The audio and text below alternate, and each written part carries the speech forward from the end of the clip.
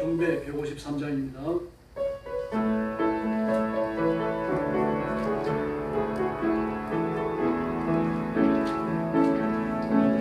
사랑의 대로 하나가 되어 섬기라.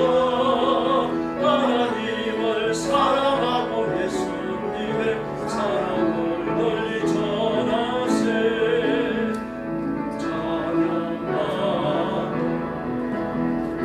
사랑 전하세.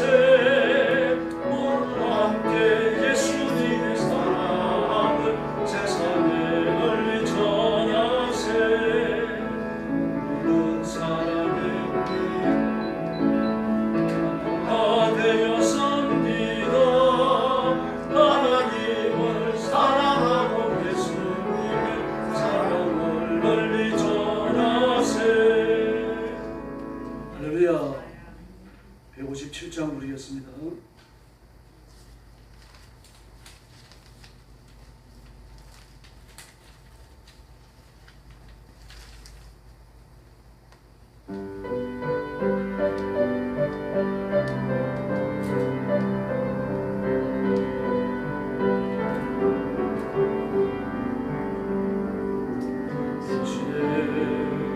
그 섬김이 정에서 해가 지는 날이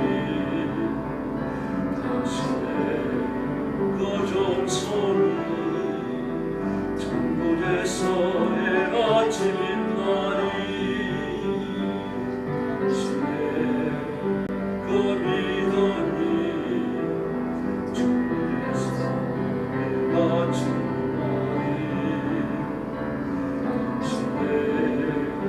그 정선이 천국에서 해가 지는 날이 주님이 기여하시는 주날이 예수님 사랑하러 가득한 곳은 천사도 흠모하는 아름다운 그곳은 천국에서 해가 지는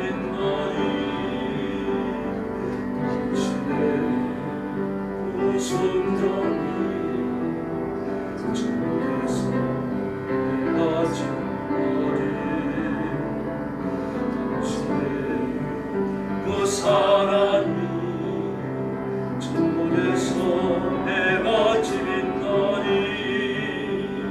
당신의 그 찬송이 천국에서 해가 지는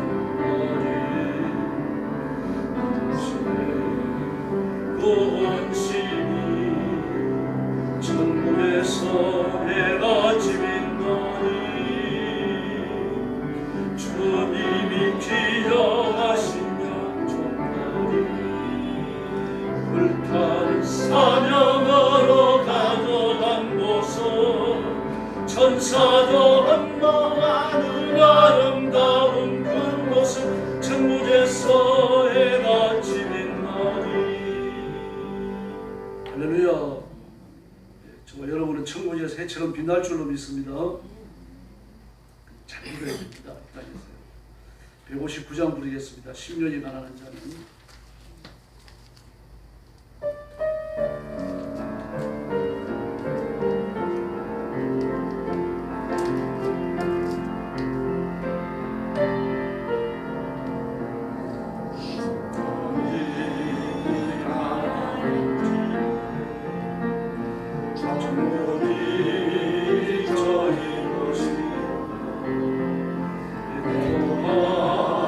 자는 모든 내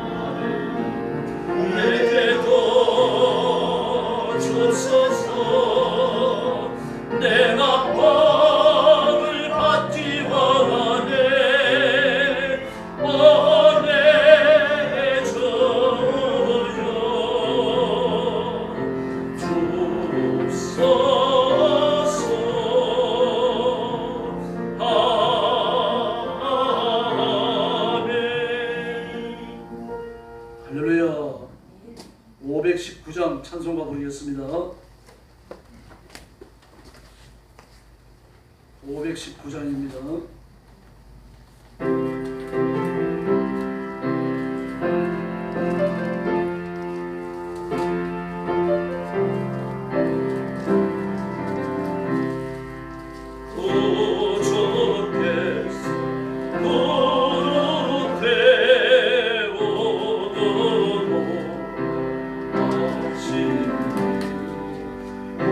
올소리 기회에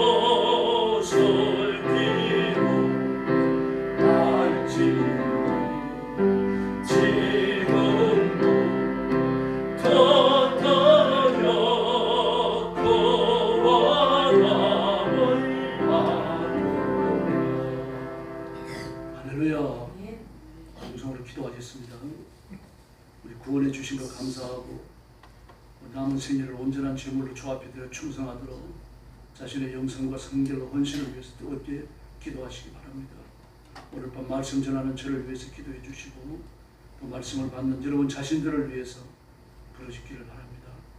여러분 가정이 새로워지도록 교회가 부흥하도록 그리스도의 보혈과 또 하나님의 말씀이 생수의 강처럼 흐르는 교회가 되도록 기도하시고 나라와 민족을 위해서 뜨겁게 부르시어 주시기 바랍니다. 같이 기도하겠습니다. 사랑의 아버지 감사합니다. 오늘 수요일마에 저희들 함께 모여 하나님 앞에 부르시게 준비합니다. 이 밤에 엎드린 저와 성도들을 기억하셔서 성결한 예물 위에 하나님 앞에 바쳐지는 시간 되게 하시고 하나님이 기뻐 받으시는 하나님께서 마음속으로부터 만족해 하시는 산제사 드리는 축복의 시간이 되게 하여 주옵시기를 간절히 원하고 기도합니다. 저와 성도들의 성결한 제물 되기를 원합니다. 깨끗하기 원합니다. 의롭게 되어지기를 원합니다. 부활의 예수님의 의와 성결에 도달하기를 원합니다. 아버지 역사해 주시옵소서. 혹시 범죄하였을 때도 용서해 주시고 저희를 다시 한번 성결케 하사 예수님과 그리스도의 보혈로 저희들이 분이랑 은총을 입고 하나님 앞에 바로 서는 시간 되도록 우리 하나님 역사하여 주옵시기를 간절히 원하고 기도하옵나이다. 예수 그리스도의 성결한 제물을 성결해 하시고 그리스도의 장사와 분량을 이루게 하시고 예수 그리스도의 온전함에 이르도록 역사하여 주옵시기를 간절히 원하고 기도하옵나이다. 말씀을 전하는 주님의 은혜를 주셔서 말씀을 정결히 설교할 수 있도록 은혜를 주시옵소서. 말씀을 받은 성도들에게 믿음을 주시고 주시는 말씀을 믿음을 화합하여 받게 하시고 순종함으로 받을 수 있도록 역사하여 주시옵소서. 가정이 복을 받게 하시고 온 성도들의 승리의 권능을 드리도록 성령이 뜨겁게 역사하여 주옵시기를 간절히 원합니다. 육정과 육신과 정욕을 꺼지게 하시고 하나님을 아는 새로운 지식이 날마다 충만하게 가하도록 인도하여 주옵시기를 간절히 원하옵나이다. 성도들의 새로워지게 가족들이 믿음의 굳게서도록 역사하여 주시옵소서. 교회를 아버지 앞에 맡깁니다. 살아있는 교회가 되게 하여 주시옵소서. 믿음의 순수함과 말씀의 성결을 지켜내는 교회가 되게 하여 주시옵소서. 예수님 오시는 그날까지 교회의 깨끗함을 하나님 아버지 끝까지 파수하도록 역사하여 주옵시기를 간절히 원하옵나이다. 그리스도의 보혈과 하나님의 말씀이 생수의 간이 되어 흐르는 교회가 되게 하여 주옵시기를 원합니다. 결혼은 신명마다 예수님 만나게 하여 주시기를 바랍니다. 하나님의 교회가 하나님의 말씀으로 하루해지는 충만한 역사가 날마다 새로워지도록 은혜 베풀어 주옵시기를 간절히 원하옵나이다. 교회를 통하게 하시고 하나님을 아는 지식이 날마다 새로워지도록 공들여 주시기를 원하옵나이다. 나라와 민족을 건국해 주시옵소서. 하나님 아버지 대통령과 정치인들 온 백성들이 공산주의를 버리고 주님 앞으로 돌아오게 하여 주옵시기를 간절히 원하고 기도하옵나이다. 성령님 원해 주시기를 바랍니다. 성령님 능력을 베풀어 주시기를 바랍니다. 의의 손으로 만져 주시기를 바랍니다. 하늘 문을 여시고 하늘의 권능을 허락하여 주시옵소서. 사랑의 아버지 감사합니다.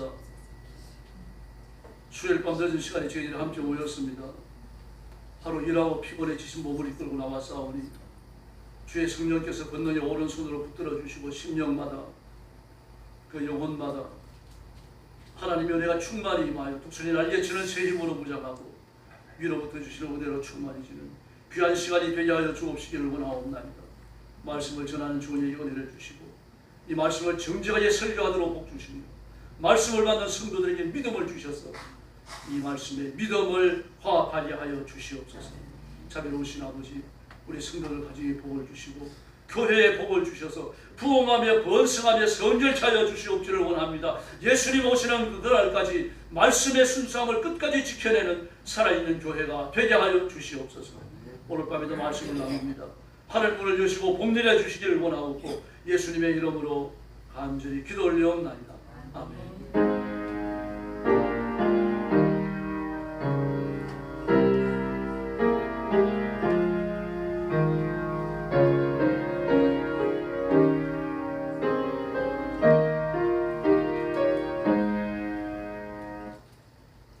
민수기 23장 1절부터 12절까지입니다.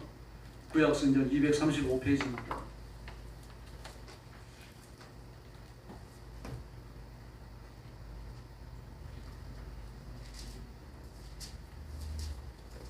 민수기 23장 1절부터 12절 교독하겠습니다. 1절 제가 먼저 봅니다.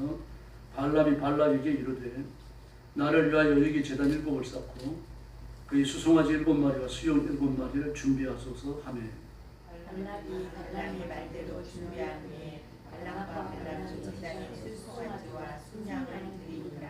발람이 발락에게 이르되 당신의 번제물 곁에 서소서 나는 저리로 가리이다. 여호와께서 혹시 오셔서 나를 만나시리니 그가 내게 지시하시는 것은 다 당신에게 알리리다 하고 언덕길로 가니 하나님이 발람에게 임하시니라. 발람이 이르되 내가 일곱 제단을 쌓고 각 제단에 수송아지와 순양을 드렸나이다. 여호와께서 발람의 입에 말씀을 주시며 이르시되 발락에게 돌아가서 이렇게 말할지니라. 그가 발람에게로 돌아간즉 발람과 모압의 모든 국가이 번제물들에 함께 섰더라. 발람이 예언을 전하여 말하되 발락이 나를 아람에서 모압 왕이 동쪽 산에서 데려다가 이르기를 와서 나를 위하여 야곱을 저주하라. 와서 이스라엘을 꾸짖어라 하도다. 하나님이 저주하지 않으신 자를 내가 어찌 저주하며 여호와께서 꾸짖지 않으신 자를 내가 어찌 꾸짖으랴. 내가 바위 위에서 그들을 보며 작은 산에서 그들을 바라보니 이 백성은 홀로 살 것이라. 그를 여러 민족 중의 하나로 여기지 않으리라. 야곱의 티끌을 누가 능히 세며 이스라엘 4분의 1을 누가 능히 세고 나는 의인의 죽음을 죽기 원하며 나의 종말이 그와 그들을 바라보라 하매 발람에게 이르되 그대가 어찌 내게 이같이 행하느냐. 나의 원수를 저주하라고 그들을 데려왔거든 그대가 오히려 축복하였도다. 12절 같이 봅니다. 발람이 대답하여 이르되 여호와께서 내게 입에 주신 말씀을 내가 어찌 말하지 아니할 수 있습니까? 아멘. 25장까지 발람의 헛된 사역이 계속되는 이 말씀을 자세히 기록하고 있는데 그 이유는 하나님께서 그 백성을 얼마나 사랑하시는지 이방 복설자의 입을 통해서도 하나님의 뜻을 전달하시는 그 모습을 보여줍니다. 발람이 하나님의 섬기는 예를 정확하게 알고 있는 건 아니지만 어렴풋이 알고 있습니다. 그리고 하나님 앞에 이렇게 단을 쌓으면 하나님이 혹시 자기에게 나타나실지 모른다라고 하는 그런 기대감을 가지고 있어요. 그래서 이렇게 이야기하고 있습니다. 발람이 발락에게 이르되 당신의 번제물 곁에 서소서 나는 저리로 가리이다. 여호와께서 혹시 오셔서 여호와 하나님께서 나타나신다는 100% 확신을 갖고 있는 게 아니고 혹시 오셔서라고 기대감이죠. 그런 기대감을 가질 정도로 하나님을 섬기는 신앙에 대한 지식이 보편적으로 퍼져 있었다는 것을 보여주고 있습니다. 그리고 우리 이방인들이 할 말이 없습니다. 애교에서 나오는 유대인들과 함께 수다한 잡족이 같이 나왔다는 것도 기억하셔야 합니다. 그리고 예나 지금이나 복음은 보편성을 가지는 줄로 믿습니다. 영적으로 본다면 하나님 앞에 선택된 특수한 사람이 믿습니다. 그러나 영적 상황을 떠나서 본다면 그렇게 선택받은 택자가 누군지 아무도 알 수 없다는 거예요. 그러므로 누구에게나 복음을 전해야 되고 보편적으로 선포되는 복음을 통해서 특별한 하나님의 자녀가 하나님 앞으로 부름을 받는 겁니다. 그러므로 좀 이상하죠. 택자가 누군지 알아가지고 그를 골라 뽑으면 쉽습니다. 그래서 성경 그렇게 하지 않아요. 보편적으로 누구에게나 복음을 전하지 하시고 그 복음을 들은 사람 중에 특수한 선택자가 하나님 앞으로 오는 겁니다. 오늘 발람과 같이 하나님의 음성을 듣는 복음을 받았다고 하더라도 하나님의 사람이라는 증거는 아닙니다. 서로 기적과 이적이 나타났다고 해서 하나님께 속한 자가 아니라는 얘기입니다. 설교 마지막 부분에 가가지고 하나님께 선택한 자와 하나님의 선택하신 자와 하나님의 선택하지 않으신 자에 대한 좀 분명한 모습들을 좀 보여드리겠습니다.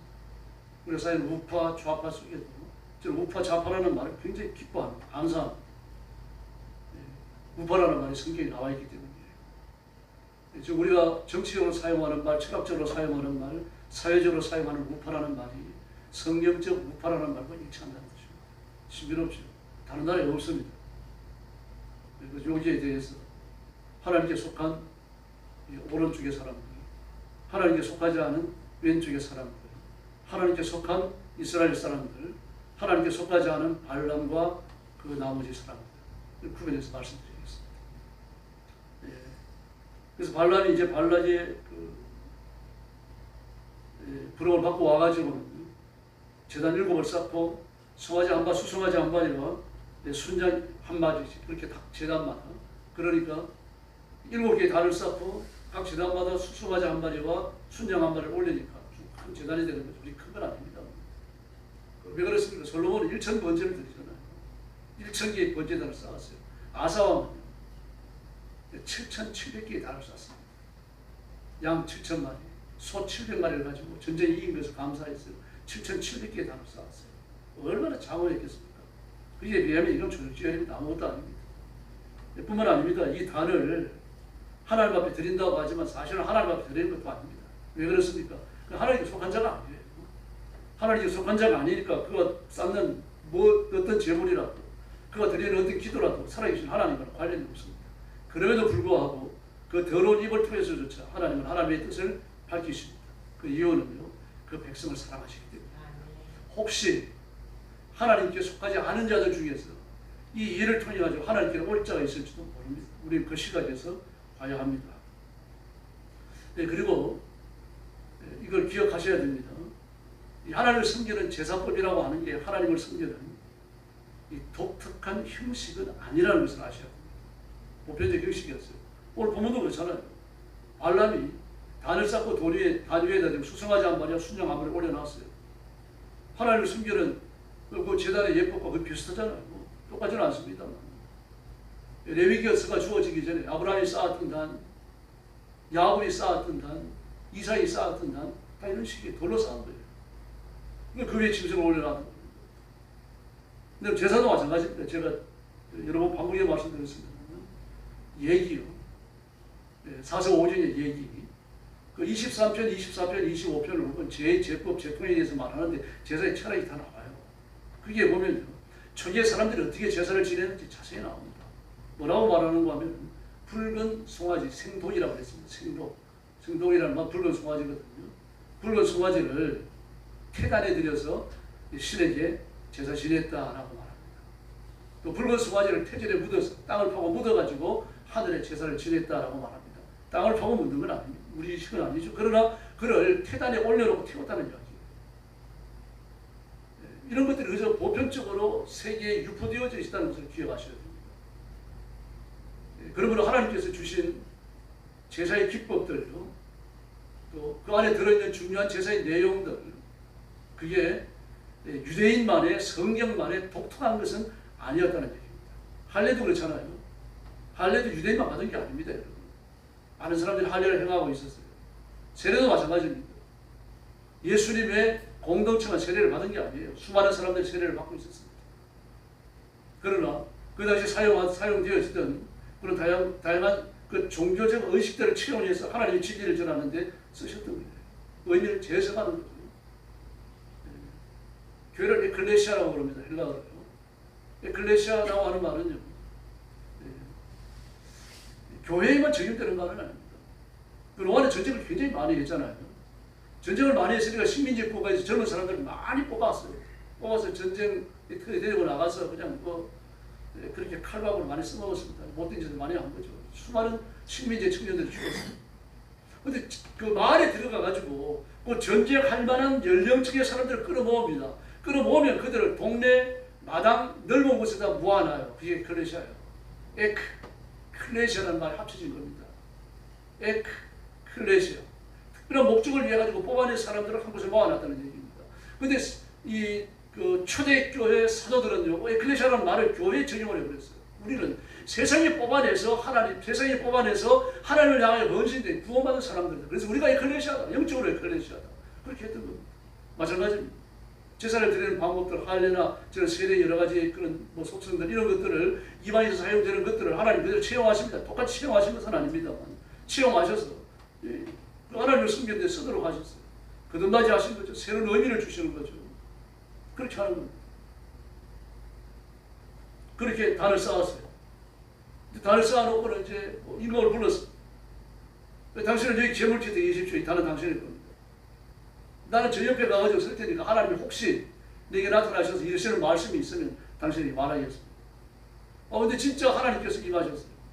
요 하나님 오신 건 아니죠. 성령께서 또 이제 감동하신 겁니다. 천사를 보냈었을 수도 있는 거죠. 근데 이해하지 겁니다. 예, 그 7절 말씀에 보니까 발람이 예언을 전하는 겁니다. 발락이 나를 아람에서 모압 왕이 동쪽 산에서 데려다가 이르기를 와서 나를 위하여 야곱을 저주하라. 와서 이스라엘을 꾸짖어라. 이 발락이 너를 데려다가 이렇게 하라고 말을 하지 않았느냐 얘기입니다. 그러니까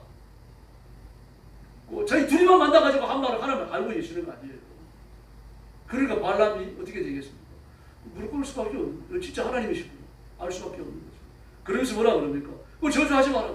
네가 복준 백성이다. 그러니까 읽기 전에요. 하나님이 저주하지 않은 자를 내가 어찌 저주하며 하나님이 꾸짖지 않은 자를 내가 어떻게 꾸짖으냐. 바위에서 내려다 보니까 그들은 적지 않다. 여러 민족 중 하나가 아니다. 이렇게 말하잖아요. 이 백성은 홀로 살 것이다. 여러 민족 중 하나가 아니다. 그렇게 말합니다. 홀로 산다는 이야기는 다른 모든 백성들에게 뛰어나다는 얘기입니다. 우뚝 뛰어나다는 얘기예요. 그러므로 이스라엘 백성들을 사람이라고 본다면 다른 건 사람도 아니라는 얘기입니다. 그렇게 존귀하고 빼어난 백성이 이스라엘이다.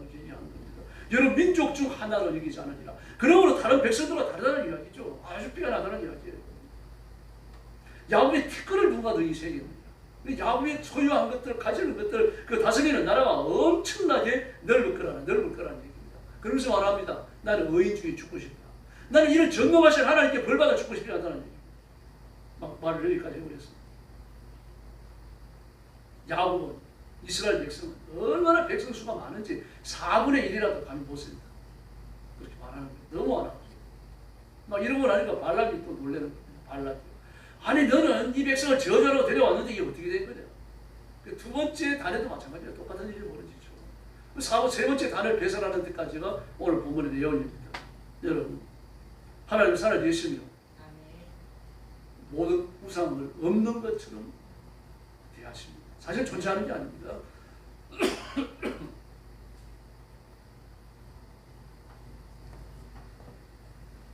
제가 귀신이라는 말 쓰지 말라고 말하는데 참 안 쓰기 어려울 것 같아요. 왜 그런가 하면 우리는 귀신이라는 말을 또 주상 대대로 써내려왔잖아요. 그러나 유교는 유교의 학술적 교리를 생활에 많이 적용을 했습니다. 상당 오류를 알 수 있습니다. 임금과 신하의 관계, 가정에서 부모 자식 간의 관계, 또 부모의 관계 이런 것들을 쭉 정의하잖아요. 그리고 또 오륜으로 내려오면 상당한 거 세 가지를 했죠. 오륜으로 내려오면 그 친구와의 관계, 사회적 관계에서도 인간의 관계를 규명하고 상당 오륜을 냈어요. 유교에 있어가지고 인간관계의 핵심이에요. 그걸 따라서 말할 수 없어요. 주는 오면 그게 될 겁니다. 이제는 유교라고 하는 것은 아주 깊은 학식이나 이제는 학문적인 도리보다 유교의 그 어렵고 골치 아픈 교리를 어떻게 실생활 속에 적용을 해가지고 인간의 그 살아가는 환경을 좋게 만들고 좀 인간성을 개발하고 이렇게 유익하게 만들 수 있을 그 생각이 고민하는 게 유교예요. 근데 조선 후기로 내려오면 성리학이라고 부르잖아요. 성리학이면 유교입니다. 그 유교인데 성리학은 유교가 인간들의 생활상에 중점을 두고 가르치고 설파했다고 하면요.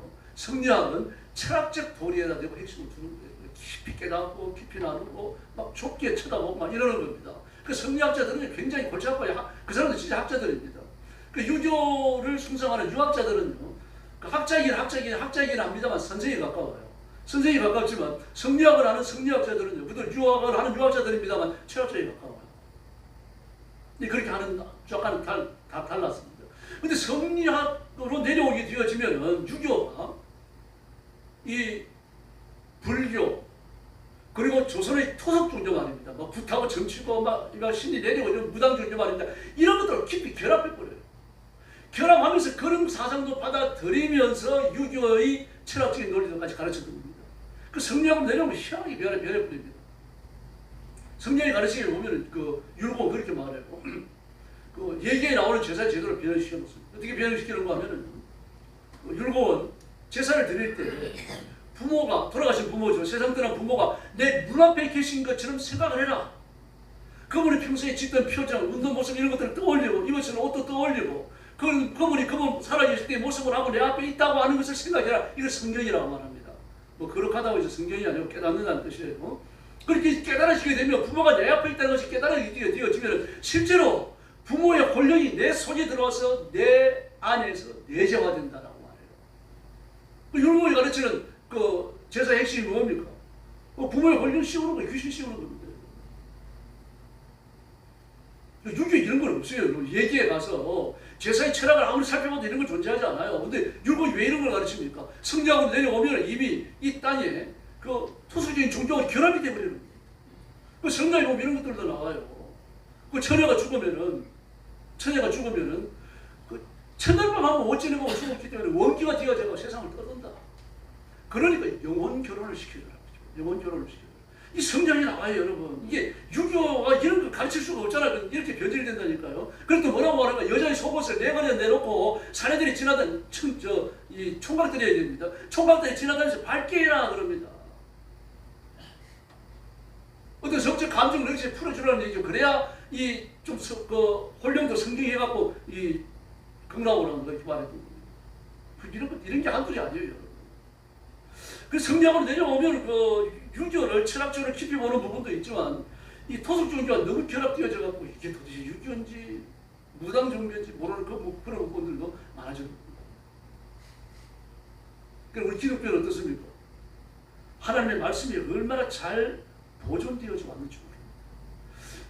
근데 유교가 그렇게 변질되어지는 이유는 뭡니까? 우리 피 속에 흐르는 게 뭐예요? 무슨 종교예요? 무당 종교, 점치는 종교 이런 거라는 말은 이걸 어느 순간 잘라낼 수가 있습니까? 잘라낼 수가 없죠. 그 기독교는 모든 토속 종교가 결여했느냐? 그렇지 않습니다. 장례식을 보세요. 교회 나오고 하나님이 잘했지만 장례는 유교식으로 지내잖아요. 삼배로 된 거 입지요, 일곱 마디 묵지요.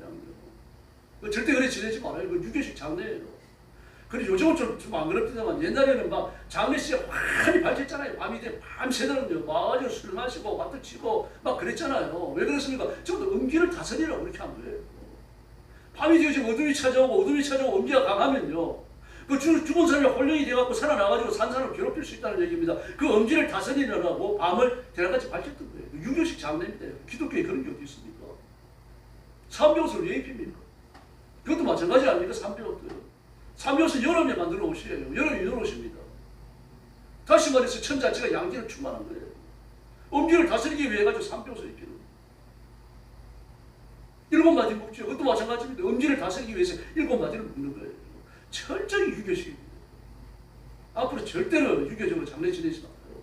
이렇게 얘기를 해도 못 알아듣습니다. 사람들이. 이제 구체적으로 말을 해요. 우리 기독교인이. 근데 유교적으로 해가는 것들이 그렇게 많이 있습니다. 이게 한둘이 아닙니다. 이런 것들이요. 교회 안에서 식재에 들어오게 되어지면요. 더 많습니다. 하루아침에 고친다는 건 쉽지 않습니다. 그걸 고쳐나가야 됩니다. 예. 여러분, 우리는 하나님의 자녀며 하나님의 백성이며 하나님의 말씀을 따라 순종해야 할 줄로 믿습니다. 근데 발람도 보십시오. 발람도 하나님의 성경에서 하나님의 방법을 쓰느냐? 하나님의 방법을 안 써요. 그래서 악한 영을 섬기고 귀신을 섬기고 말입니다. 그 마귀 앞에 행하던 더러운 것들을 그대로 선택해서 행하는 겁니다. 행하면서 하나님 자리에 임해 주십시오. 간절히 바라는 거죠.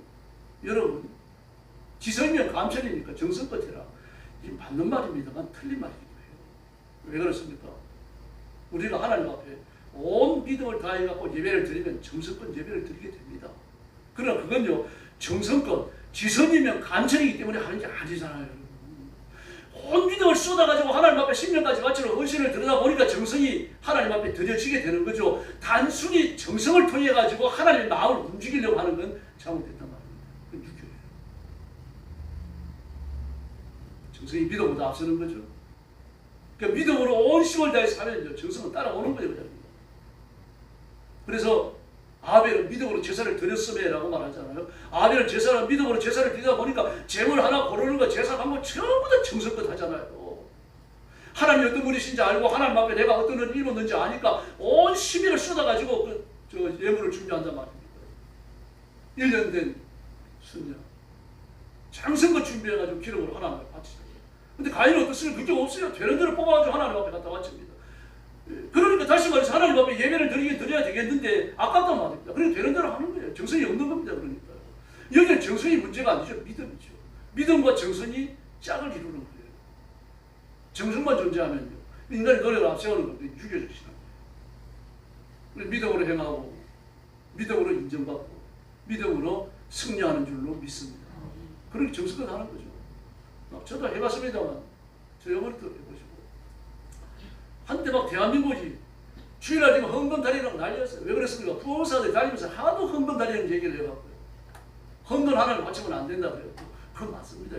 정성껏 해야죠. 새 돈 있으면 드리면 되는데 보니까 헌금밖에 없습니다. 그러니까 어떤 사람이 마음이 안타까우니까 이걸 달려가지고 드리는 거 봐요. 너무 달리면 또 어떻게 됩니까? 또 누린데 나잖아요.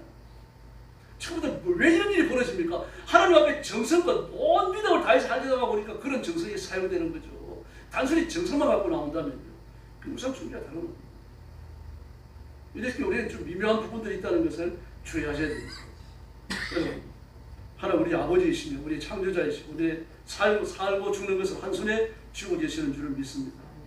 마귀를 저주하고 파멸시키는 게 그게 목적이 오늘 여기도 보십시오. 여러분. 발람과 발락이 짝이 돼가지고 300만이 되는 이스라엘 백성을 전부 저주해 뿌리라고 왔잖아요. 근데 하나님께서는요.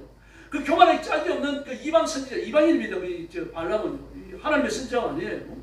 그런 사람의 입까지 이용해가지고 그 백성들에게 복을 내리잖아요. 아예 저주의 말리를 사지도 못하게 만들어요. 봐라. 이 온 세상에서 내 백성 이스라엘 백성들 같은 자가 누가 있느냐. 그래서 뭐라 그러십니까? 야곱이 이 백성들 홀로 살 것이다. 홀로 살 것이다. 다시 말해서 이 백성들 같은 백성이 또 있느냐 이 말이라는 말입니다. 또 뭐라 그러십니까? 여러 민족 중 하나로 여기지 않으리라. 너무 탁월하고 너무 뛰어났으니까요. 여러 민족과 다르다는 얘기죠.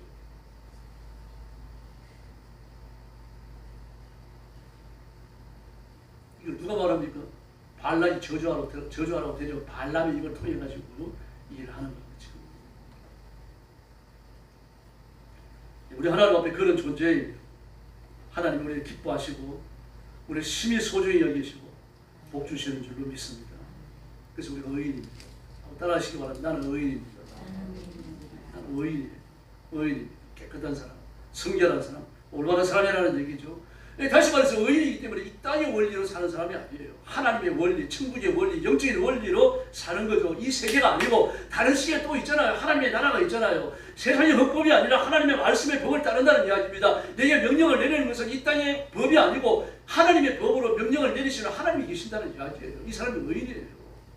의인의 길을 걷고 하나님께 속한 자가 되어져야 한다는 얘기입니다. 하나님의 의도, 하나님의 명령 앞에 복종해야 되고 성경대로 살아야 되는 거죠. 세상과 구별되어야 되는 겁니다. 이렇게 사는 게 뭡니까? 하나님과 같이 사는 거죠. 신앙생활 하는 거예요. 하나님 편에 서서 하나님과 같이 동행하다가 보니까 그렇게 되는 겁니다. 아모스 3장 3절을 보니까 두 사람이 의합지 않고서야 어찌 동행하겠으며 신앙생활을 한다. 하나님과 같이 산다라고 하는 건 내 뜻을 꺾는다는 이야기입니다. 내 뜻을 꺾고 하나님 뜻 앞에 복종한다는 이야기예요. 다시 말해서 하나님의 영향력을 받아들이는 거죠. 내 영향력을 하나님 앞에 끼치는 게 아닙니다. 내가 기도하다가 하나님의 뜻을 발견한다면 그 기도의 내용이 바뀌어야 되는 거죠. 바울을 보십시오. 저는 사도행전 16장을 읽을 때마다요, 많이 큰 감동을 받아요. 그러면 그 튀르키예 전도를 이제 어느 정도 마무리를 하고 그리고 유럽을 향하는 중에 있어요.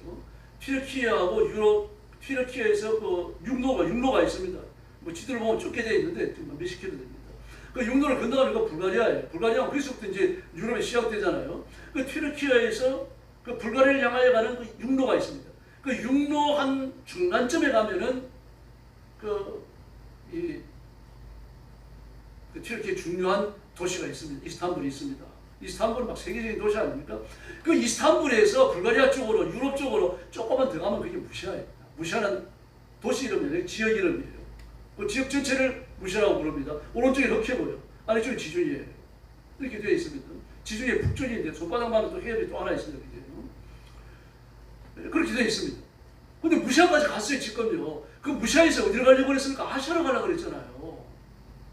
아시아라 그러니까 지금의 아시아를 생각하시면 안 돼요. 여러 번 말씀드립니다. 제가 뭐 러시아나 중국 또는 우리나라 이런 데가 아니라는 말입니다. 이건 21세기 세계관이에요. 그 당시 사도행전 16장에 기록되던 그 당시의 세계관에서 아시아는요, 튀르키예요. 로마 마지막 튀르키예. 그 튀르키예는 그러면은 바울이 이미 전도했잖아요. 소아시아 일곱교회를 비롯해가지고 튀르키예 지역에 전도를 다 하지 않았습니까? 근데 또 가려고 하는 거예요. 근데 하나님 못까지 막으십니다. 막으시면 이번에 어디로 갑니까? 비두니아로 가려고. 그 비두니아는 어디입니까? 그 튀르키예 지도를 펴놓고요. 그 유럽 지역으로 중간점이 앙카라라고 있습니다. 앙카라고 튀르키예 수도잖아요. 그 앙카라에서 수도에서요. 북쪽으로 쭉 올라가면 흑해입니다. 흑해 밑에의 해변 지역, 이것도 도시 이름이야, 지역 이름입니다. 그러니까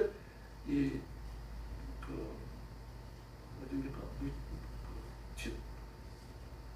금방 잊어버렸네요. 미안합니다. 여러분 들으셨잖아요. 루시아에서 아시아로 가려고 하니까 목까지 막으셨죠. 그 다음에 어디로 가려고 그랬죠? 여러분들 똑같이 그러면 어떻게 해요?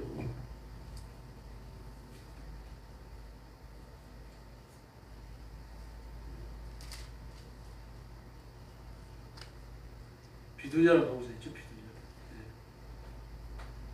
비두니아 얘기 벌써 이거 설교 시간에 여러 번 얘기를 했는데 비두니아 가려고 했어요. 그 비두니아가 어디입니까?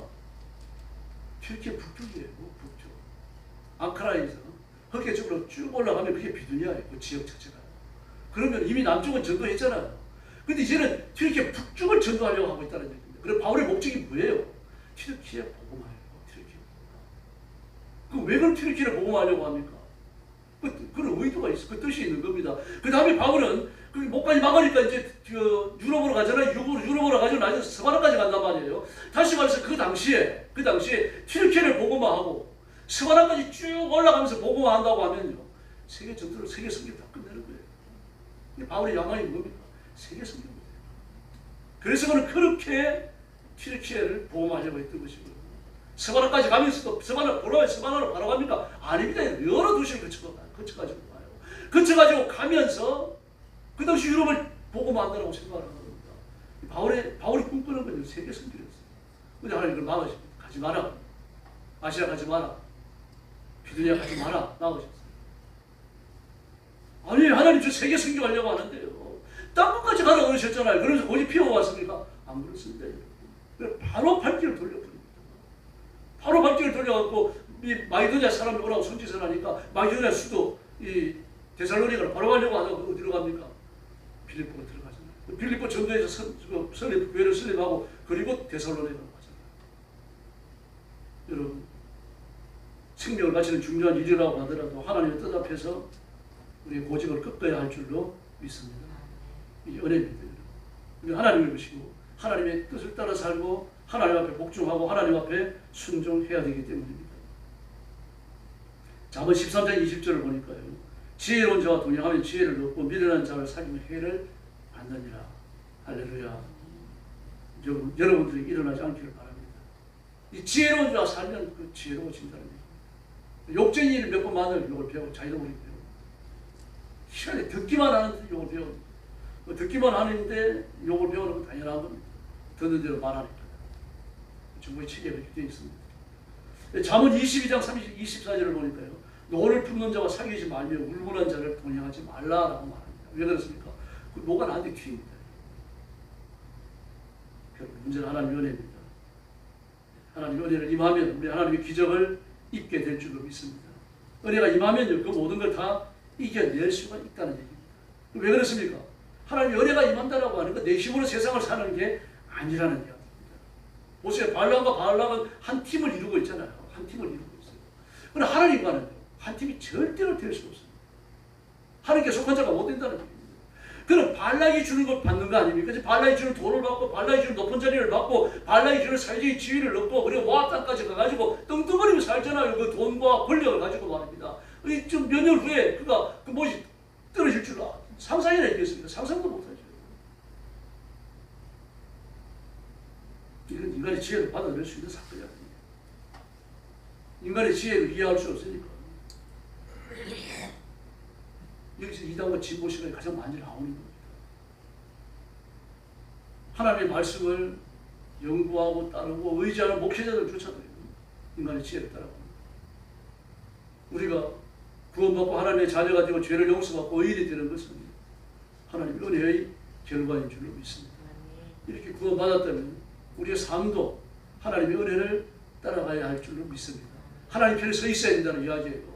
하나님이 주시는 것을 먹고 하나님이 주시는 것을 입으며 하나님이 주시는 것을 쓰며 살아가지 않습니까? 그렇게 하나님이 주시는 것을 누리며 살아가면서도 하나님 앞에 머리 숙이지 않아요. 누가 앞에 머리 숙입니까? 마귀 앞에.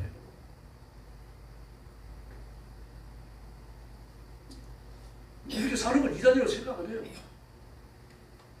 단일 끝단자 아닙니까? 끝단자. 이자는 다를 이자란 말입니다.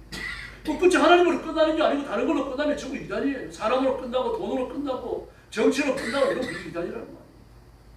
우리 구원자는 예수님밖에 안 계신 줄로 믿습니다. 뭐 죽은 자가 살아나는 기적을 행한다고 하더라도 그건 우리의 메시아 아니에요. 온갖 불치의 형제를 다 고치고 말입니다. 문둥이를 깨끗하게 한다고 하더라도 그건 결단코 메시아가 아닙니다. 사람이 메시아에 대한 생각을 어떻게 가졌든 성경에 나오는 메시아가 바로 우리의 메시아 예수님이신 줄로 믿습니다. 그래서 이사야 선지자는 예수를 기묘자라 말했어요. 기묘자. 기묘자. 경이롭다. 비명하다. 인간성을 초월했다. 그런 뜻을 가지는 겁니다. 그렇잖아요. 예수님 신분이 그렇잖아요. 이 몸은 하나입니다. 예수님이. 몸은 하나인데 어떻습니까? 완전한 사랑과 완전한 하나님. 두 인격의 존재예요. 이런 존재가 누가 있습니까? 그 기묘한 거죠. 예수님이 십자가에 죽으시며 우리 죄를 사하시고 하나님의 의를 완성하시는 거예요. 이 원리는 기묘하기 짝이 없습니다. 이런 대수의 원리는 세상에 존재하지 않아요. 내 죄는 내가 짊어지는 겁니다. 내가 짊어져야 되는데 내가 이 짐을 짊어질 수 없으니까 죽으면 내가 무한중에 떨어진다는 걸 아는 거예요. 중들도 아는 겁니다. 예수님의 출생도 기묘하기 짝이 없어요. 이 사람의 몸에 성령으로 잉태되어 태어나시니까. 남녀 결혼관계가 아니거든요. 그러나 다 큰 어른으로 태어나신 게 아니라 그죠? 요만한 피 때문에 태어나시는 거예요. 사람이 태어나는 똑같은 방법으로 태어나지만 잉태의 방식은 달랐을 겁니다. 성경에 나오는 기적은 모든 입법을 100% 바꾸는 게 아니에요. 약간 수정하는 거예요. 약간. 막 사계절이 있는데 여름에 왕창 없어진다든지 겨울에 왕창 없어지든지 그런 게 아닙니다. 여름 더워야 되는데 며칠간 막 추위가 찾아온다든지 겨울이 막 추워지는데 막 며칠간 더위가 찾아온다든지 이런 식으로 자연 이법이 약간씩 바뀌는 거예요. 그게 기적이에요. 무릎병 못 고칩니다. 몸도 못 고칩니다. 개창이라고 부르는 더러운 질병들, 성병도 못 고쳐요. 죄를 회개하고 주님 앞에 나오면 그런 더러운 질병들이 치료되는 줄로 믿습니다. 그렇다고 그래가지고 그 병이 다시 안 걸리는 거 아니에요. 또 걸려요. 그러므로 병에서 나온 이후에는요, 같은 병이 걸리지 않도록 자신을 쳐서 복종시키는 생활이 계속돼요. 예수님은 기묘입니다. 기묘자이십니다. 무리를 풀어줬고요. 온갖 병자들을 다 치료하셨습니다. 예수님 옷가만 만져도 혈루증이 말라버린 줄로 믿습니다. 이분 예수님이십니다. 예수님은 술에 빠진 사람도 고치십니다. 인격이 더러운 사람도 새 인격을 주셔서 완전히 변화시켜 놓으시죠.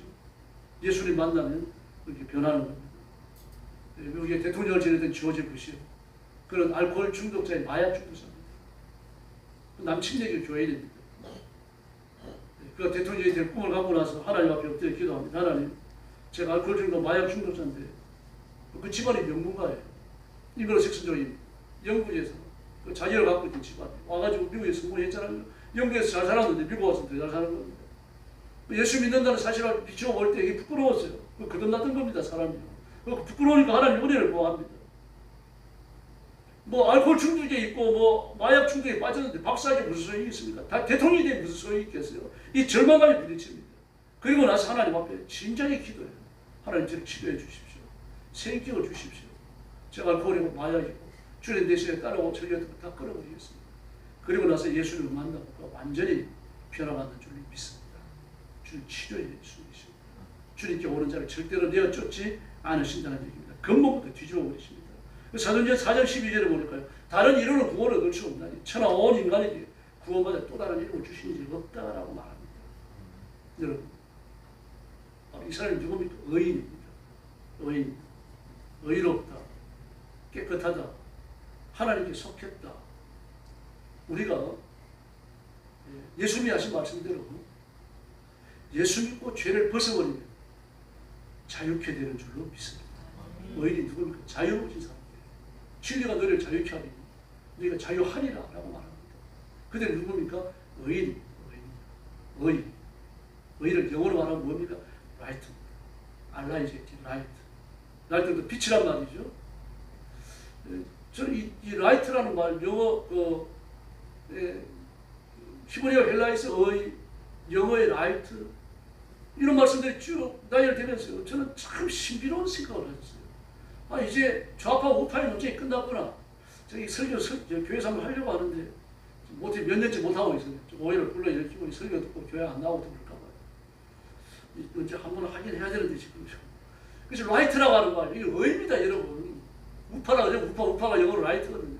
사실 라이트라고 하는 말은 세계 정치계에서 안 씁니다. 라이트니즘, 라이트니스 이런 말은요, 정치와 관련이 없어 쓰는 말이 아닙니다.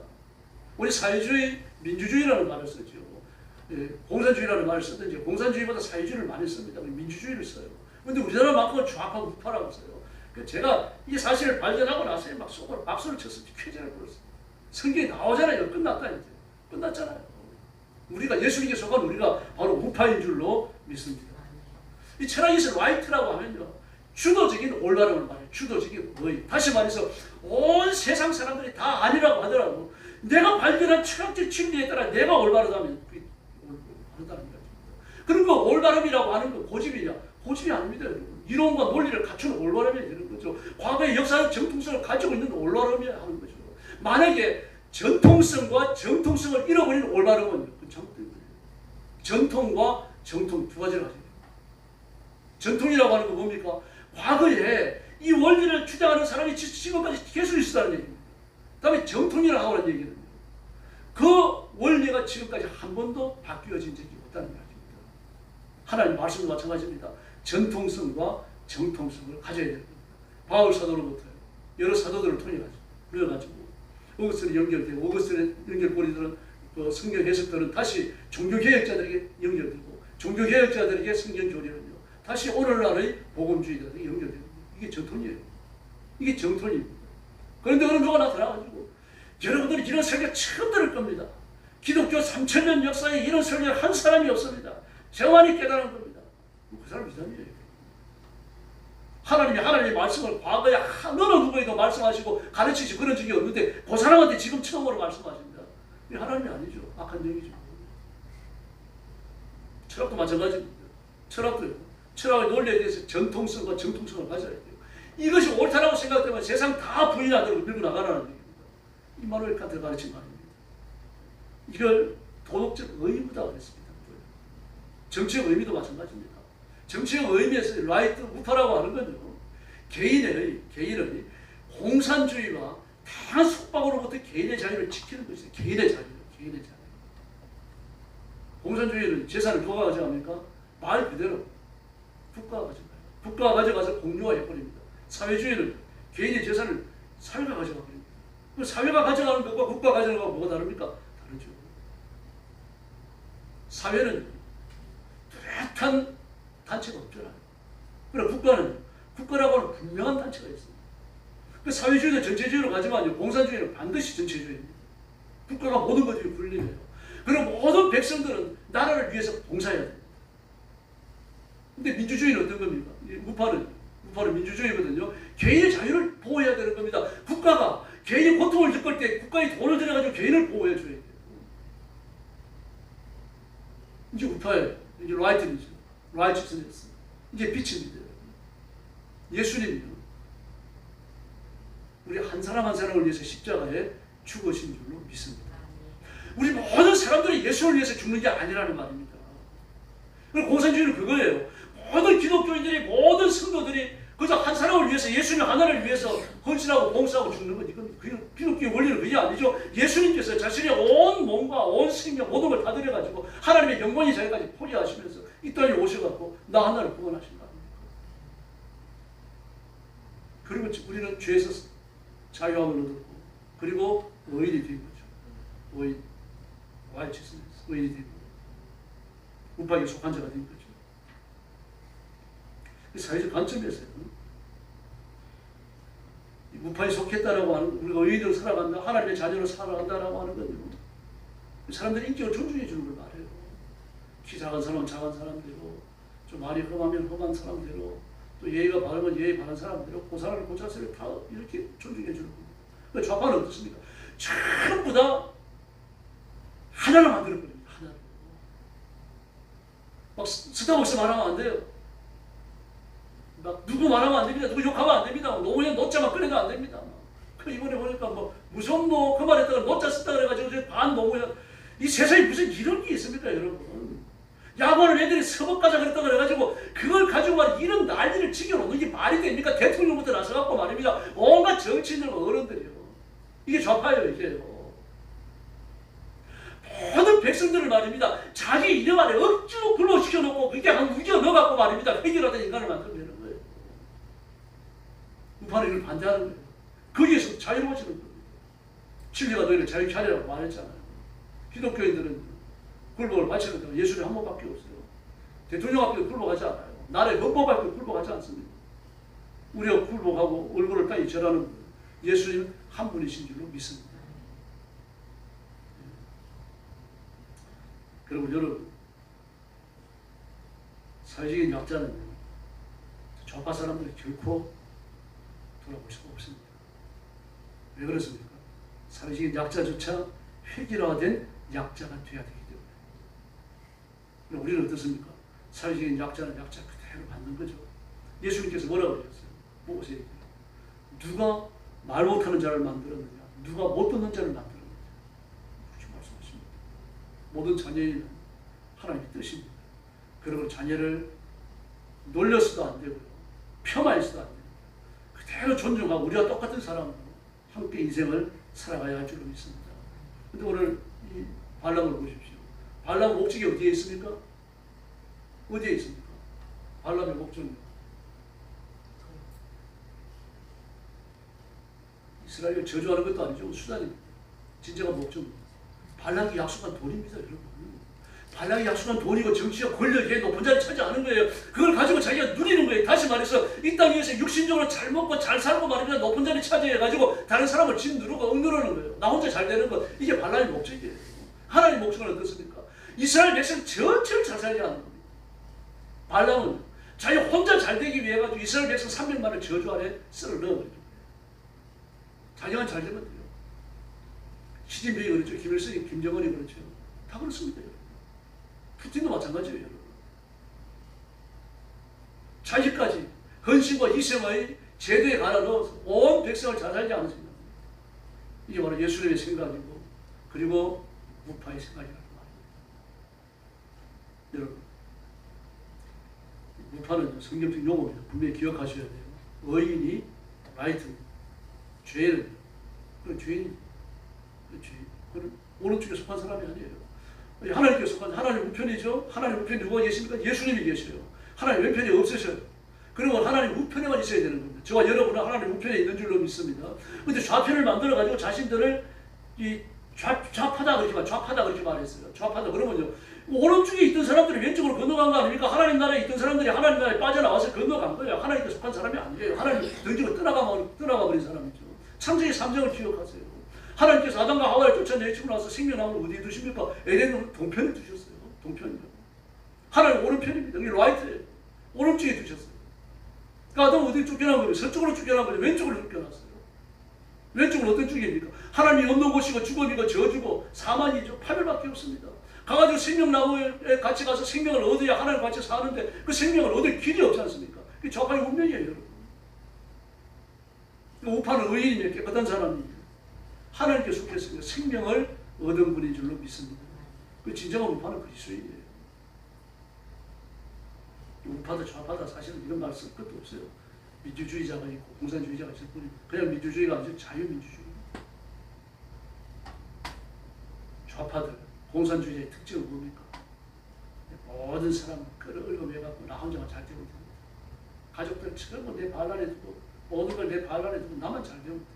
그러나 우리는 예수님 하면 잘 되면 됩니다.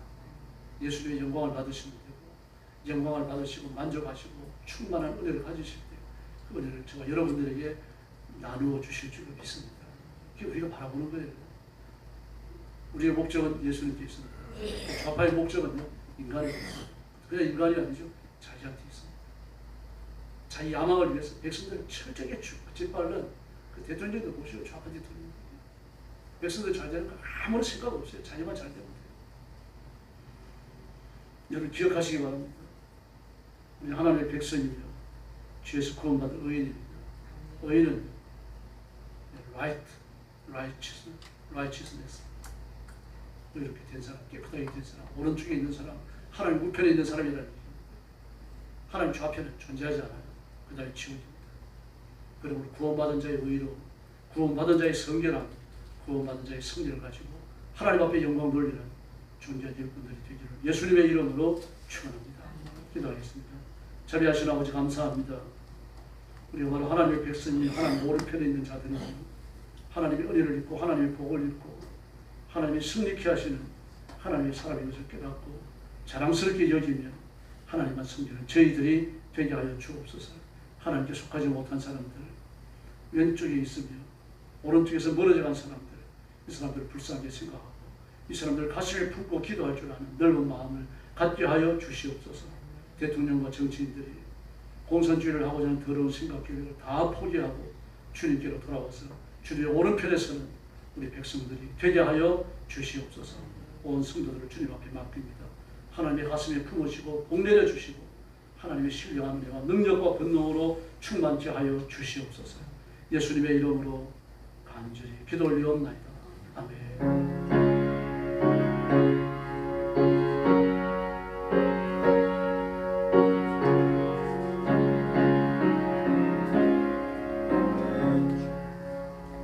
453장 찬송하겠습니다.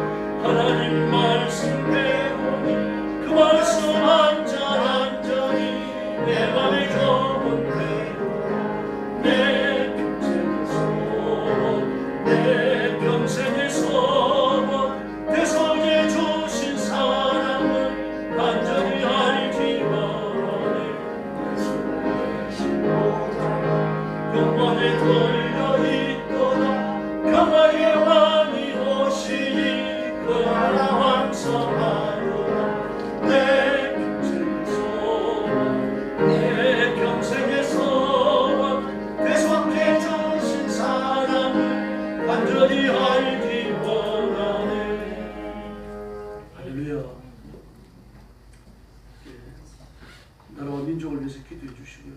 기후 제한이 지금 얼마나 심각한지도 모릅니다. 오늘 밤에도 우리나라에 비가 아마 좀 많이 오는 모양입니다. 여러분 뉴스를 보셨겠지만 지금 중국은 아주 심각합니다. 지금 태풍이 중국의 상륙에 아주 많은 피해를 입혔죠. 중국 절반이 물바다 됐다는 정도니까요. 댐이 5개인가 6개가 터졌어요. 댐이 터지면서 집도 수천 채가 대물되었고요. 많은 사람들이 죽었습니다. 이제 9호 태풍도 아마 대만을 지나가지고 중국을 상륙할 걸로 보여지고 있고요. 중국이 원래 토네이도가 그렇게 자주 일어나는 데가 아니거든요. 여름바다에 토네이도가 오면 양자강 강물을 빨아 올려갖고 생지역을 만들어 놓고 그렇답니다. 우리나라를 위해서도 기도하시기 바랍니다. 우리도 언제 그런 기후적 고난 앞에 직면할지 아무도 몰라요. 그래서 하나님의 은혜를 구하셔야 됩니다. 그리고 우리나라가 공산주의를 버리고 주님 앞으로 와야 됩니다. 우리는 예수님 오른편에 있는 사람이지 예수님 왼편은 아닙니다. 왼편에 있지도 않고요. 그래서 우파 좌파 그런 말을 들을 때 겁내지 마세요. 우파다 예수님 오른편에 있다. 당당히 말씀하셔야 돼요. 저는 막 목사님들이 뭐 우파 좌파 말 못하게 하면요 지금 나서가지고 막 얘기해버립니다. 예수님 오른편에 있는데 너는 예수님 무슨 편이라고 아무것도 못해요. 좌파고 목사로서 성경을 연구하는 사람이 나는 좌파다라고 얘기하면 좀 의심스러워요. 구원받았는지 말하지 않겠습니다. 성경 바로 보는 사람 절대로 안 해요. 의인 자체가 라이치스네스 오른쪽 사람이에요.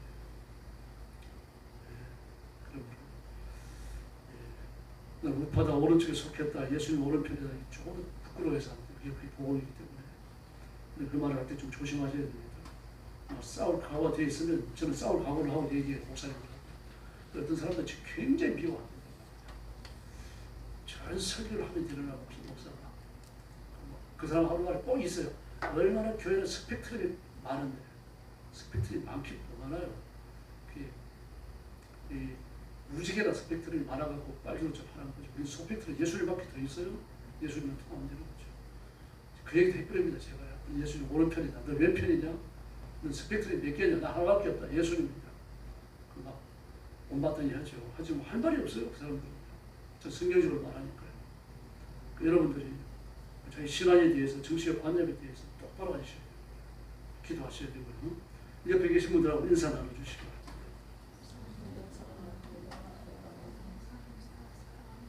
한 번 더 인사하시죠. 끝까지 잘 믿읍시다. 할렐루야. 주기도 드리겠습니다.